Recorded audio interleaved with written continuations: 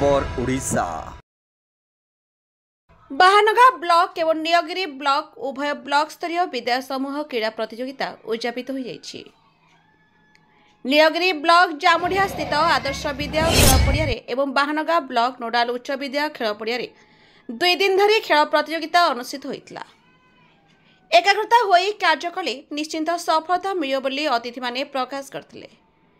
नीलगिरी रे आयोजित उद्यापनी सभा नीलगिरी विधायक संतोष कुमार खटुआ मुख्य अतिथि भाव जोगदे अतिथि मानक सहित प्रदीप प्रज्वलन पूर्वक क्रीड़ा और खेलकूद समारोह को आनुष्ठानिक भाव उद्घाटन करथिले। एही क्रीड़ा प्रतियोगिता रे नीलगिरी ब्लॉक रो 4टी जोन 96 स्कूल क्रीड़ा और खेलकूद प्रतियोगिता 580 प्रतियोगी छात्र छात्री अंशग्रहण करते। सेहीपरि बाहानगा ब्लॉक रे आयोजित सभा मुख्य अतिथि स्वर विधायक माधव धड़ा जोगदे डिजिटल जोगरे आमे सबु बहु आगकू गलेनी।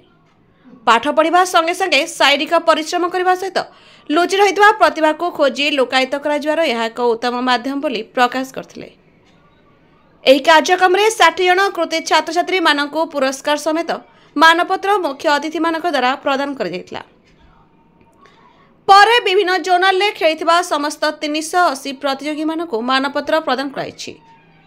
सेहीपरि नीलगिरी रे अन्यतम अतिथि भाव प्रधान सेवक अर्जुन आचार्य सुरेन्द्र पात्र आदर्श विद्यालय अध्यक्ष हेमंत कुमार मंडल अतिरिक्त गोष्ठी शिक्षाधिकारी लंबोधर सिंह मिहिर कुमार दास गोष्ठी शिक्षाधिकारी सत्यरंजन भूया गोष्ठी क्रीड़ा संयोजक हजाम मारांडी जोग देथिबा बेले मुख्य वक्ता भाव सांसद प्रतिनिधि करुणाकर पण्डा मंचासीन थिले।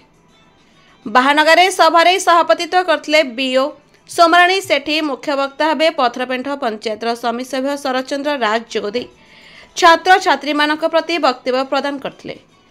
एथिरे सम्मानित अतिथि एबीओ पद्मलोचन दास प्रधान सेवक जादुना सियाल बाहानगा क्रीड़ा संघर संपादक उमेश चंद्र सेठी प्रमुख जोगदे वक्तव्य प्रदान करथिले।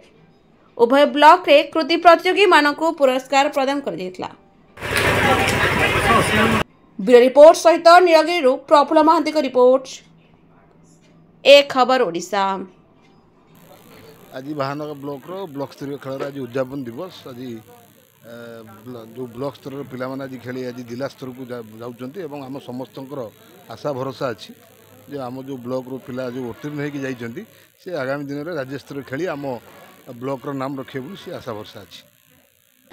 आमर जो बाहानगा स्तरीय क्रीड़ा प्रतियोगिता अनुष्ठित होता बाहानगा हाईस्कल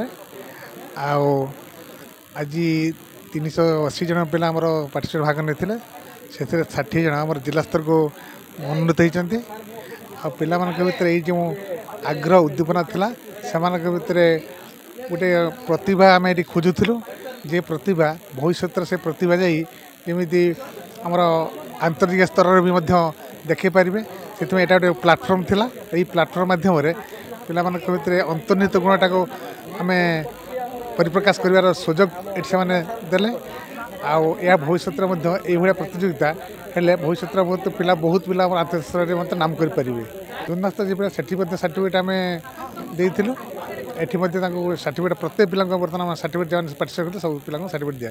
नीलगिरी ब्लॉक रे ब्लॉक एजुकेशन रूपे जॉइन करिछि। आज आमर जो ब्लॉक रे आम ब्लॉक स्तरीय जोटा समूह क्रीड़ा एवं दौड़कूद प्रतियोगिता 2025-26 आयोजन करिछु। आपण माने जानिथिबे प्राय प्रत्येक वर्ष आम ठीक यही जोटा block level sports and games होता है से पाखापाखि 600 ରୁ 700 पिला पार्टिसिपेट करथांती एवं पार्टिसिपेशन सह केवल से माने जे मेडल जीतिबा ता नुह बा एवार्ड पाइबा ता नुह ता सहित से माने केमिति शारीरिक भाव में फिट रही पारिबे तथा मानसिक भाव में फिट रही पारिबे एटा ही हमर उद्देश्य।